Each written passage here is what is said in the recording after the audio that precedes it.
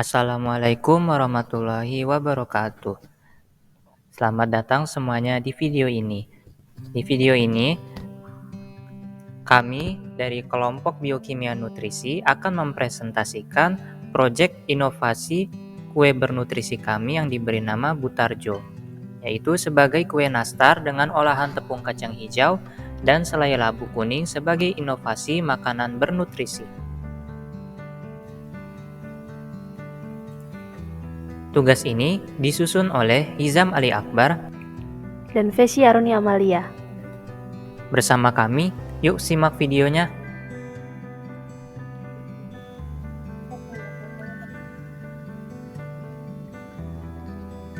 Makanan bergizi adalah makanan yang kaya akan nutrisi.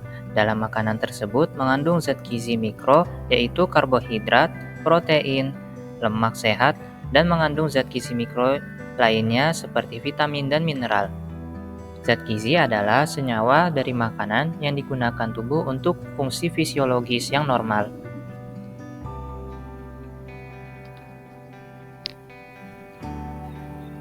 Definisi yang luas ini mencakup senyawa yang digunakan langsung untuk produksi energi yang membantu dalam metabolisme, untuk membangun struktur tubuh, atau untuk membantu dalam sel tertentu. Suatu zat gizi sangat penting untuk organisme dalam kelangsungan siklus hidup dan terlibat dalam fungsi organisme. Makanan sehat adalah makanan yang kaya akan nutrisi. Dalam makanan tersebut mengandung zat gizi makro yaitu karbohidrat, protein, dan lemak, serta mengandung zat gizi mikro seperti vitamin dan mineral. Makanan yang sehat juga tidak padat kalori sehingga tidak melebihi kebutuhan kalori yang dibutuhkan. Tujuan makan makanan sehat agar tubuh terasa nyaman, berenergi, dan terhindar dari penyakit. Walau begitu, pemenuhan kebutuhan makanan sehat masih kurang bisa dipenuhi dengan baik oleh masyarakat. Dalam penelitian, ada yang mengungkapkan bahwa keluarga dengan ekonomi lebih rendah memiliki kebiasaan mengkonsumsi makanan yang kurang sehat dibandingkan dengan keluarga yang memiliki sosial ekonomi yang tinggi.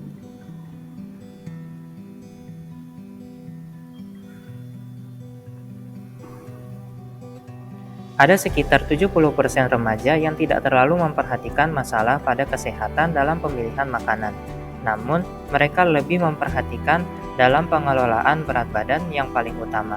Mengonsumsi sayur dan buah sangatlah penting karena mengandung vitamin, mineral, dan serat yang sangat diperlukan oleh tubuh untuk mencapai pola makan yang sesuai dengan anjuran pedoman gizi yang seimbang untuk kesehatan yang optimal.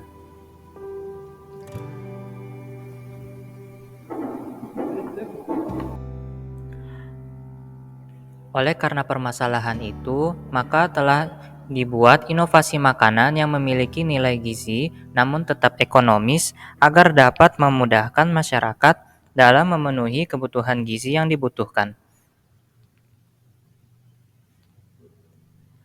Adapun produk yang kami buat adalah olahan dari kacang hijau dan labu kuning sebagai bahan utama. Kacang hijau akan digunakan sebagai tepung yang akan dicampurkan tepung terigu. Kacang hijau merupakan tanaman pangan yang telah dikenal luas oleh masyarakat. Tanaman ini termasuk keluarga kacang-kacangan yang sudah lama dibudidayakan di Indonesia. Kacang hijau merupakan sumber protein nabati, vitamin A, vitamin B, C, dan E, serta beberapa zat lain yang sangat bermanfaat bagi tubuh manusia. Kandungan protein kacang hijau sekitar 22%. Menurut hasil studi literatur yang kami dapatkan, kacang hijau mengandung 61,8 hingga 64,9 karbohidrat dan 53,6% pati, sehingga biji kacang hijau dapat digunakan sebagai bahan pangan untuk substitusi beras atau terigu, terutama dalam pembuatan tepung.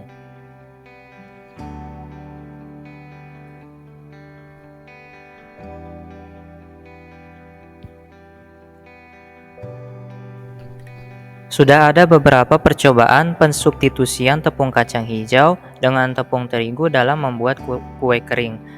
Salah satunya adalah formula yang telah diuji adalah substitusi tepung kacang hijau dengan persentase 15%, 30%, dan 45%. Dari hasil yang diuji, menunjukkan tiap persentase memberikan keuntungan yang berbeda. Namun, kami akan mencoba membuat dengan persentase tepung kacang hijau dan tepung terigu sebanyak 50%. Adapun labu kuning akan digunakan sebagai bahan utama selai untuk isian kue.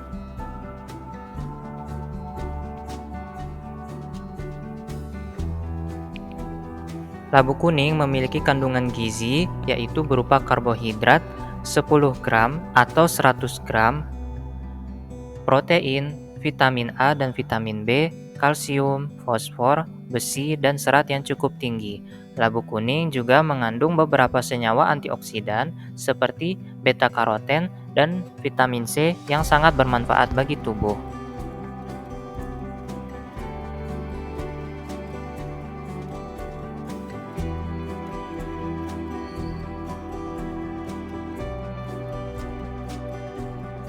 Bahan-bahan tersebut adalah bahan utama untuk produk inovasi kami yang diberi nama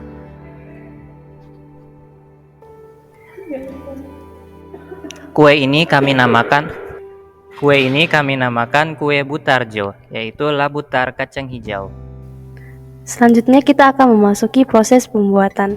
Yang pertama, alat dan bahan. Alat yang kita gunakan adalah yang pertama blender, wadah, sendok, kompor, sutil, dan mixer.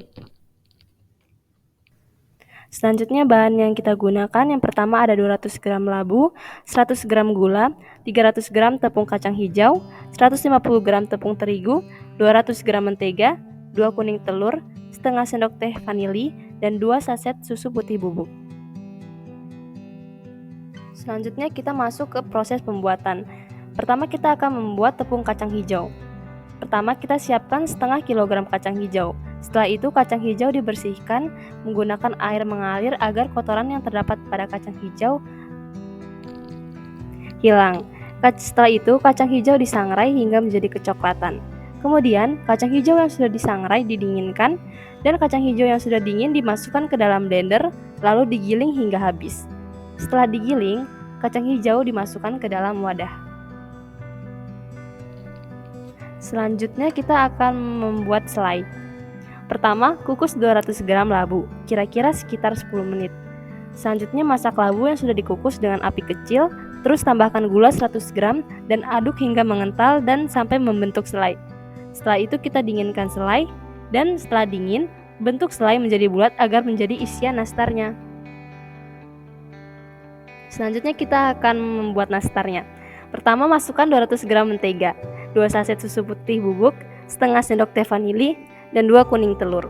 Mixer hingga tercampur rata. Setelah itu, tambahkan 150 gram tepung terigu dan 300 gram tepung kacang hijau. Aduk hingga mengeras dan bisa dibentuk. Pipihkan adonan tersebut dan isi bagian dalamnya dengan selai labu yang telah dibuat. Setelah itu, adonan yang sudah ditaruh selai dibuat membentuk bulatan seperti nastar pada umumnya. Oleskan kuning telur di atas nastar dan tambahkan potongan kurma untuk mempercantik. Selanjutnya masukkan ke dalam oven selama 45 menit. Setelah itu dinginkan kue dan masukkan ke dalam wadah. Dari proses pembuatan tersebut, maka jadilah kue Butarjo. Kue yang sudah dibuat kami berikan kepada beberapa responden untuk mencobanya. Ini adalah beberapa respon dari responden. Uji coba dan wawancara kepada responden dilakukan pada tanggal 2 Mei 2023. Setelah dilakukan uji coba pada para responden, menunjukkan respon yang berbeda setelah mencoba produk kue Butarjo. Ada beberapa aspek penilaian yang diminta oleh kami kepada responden, yaitu aspek tampilan, tekstur, rasa, dan masukan apabila ada. Untuk pembahasan penilaian responden dari tiap aspek adalah yang pertama adalah tampilan kue Butarjo. Dari hasil responden yang diberikan, menunjukkan respon yang berbeda-beda. Di antaranya yaitu responden menyatakan bahwa kue Butarjo memiliki penampilan yang bagus dan menarik.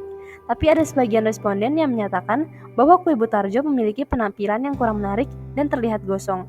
Adapun tampilan yang kurang menarik dikarenakan proses pemanggangan yang mencapai 45 menit. Untuk bisa mencapai tampilan yang menarik, beberapa responden menyarankan untuk memanggang dengan waktu yang lebih singkat dari 45 menit. Selanjutnya, tekstur kue butarjo. Dari hasil responden yang sudah melakukan uji coba, penilaian tekstur yang diberikan beragam. Ada responden yang merasakan tekstur kue butarjo yang lembut, namun beberapa responden menyatakan tekstur kue butarjo terasa keras dan kasar. Sebagian besar responden menyatakan tekstur kue butarjo terasa keras dan kasar. Hal ini dikarenakan karena tepung kacang hijau dan tepung terigu dalam perbandingan 50% tidak memberikan hasil tekstur kue yang keras dan kasar. Selain itu, dalam penggilingan tepung kacang hijau perlu dipastikan bahwa kacang hijau yang akan dijadikan tepung tergiling dengan baik, sehingga bisa menghasilkan tepung yang lebih halus. Selain itu, dalam membuat adonan harus dibuat menjadi halus dan kali Sudahkah? Selain itu, dalam membuat adonan harus dibuat menjadi halus dan kalis, serta menambahkan lebih banyak mentega. Selanjutnya, rasa kue butarjo. Hasil yang diberikan responden antara lain adalah enak. Ada beberapa tambahan dari responden seperti rasa selai labu kuningnya terasa seperti selai nanas. Pernyataan ini dapat menunjukkan bahwa rasa labu kuning yang digunakan sebagai selai dapat dijadikan pengganti selai nanas karena memiliki rasa yang mirip. Ada penilaian dari responden lain akan rasa kue butarjo yang pahit, karena hasil panggangan kue yang sedikit lebih lama sehingga sedikit gosong. Adapun masukan yang diberikan adalah rasa manisnya yang bisa dikurangi, penggunaan kismis sebagai topping pada kue butarjo dinilai tidak cocok, serta menghindari kegosongan yang menyebabkan rasa pahit. Dari pembahasan hasil uji coba pada responden di atas, dapat dilihat bahwa responden memberikan penilaian yang beragam berdasarkan aspek penilaiannya. Namun yang menjadi kesamaan dari 20 responden yang diberikan uji coba adalah responden menyatakan bahwa kue butarjo terasa enak dan bisa diterima dengan baik. Kesimpulannya, dari penelitian yang sudah dilakukan, dapat disimpulkan bahwa produk kue butarjo memiliki respon baik oleh responden.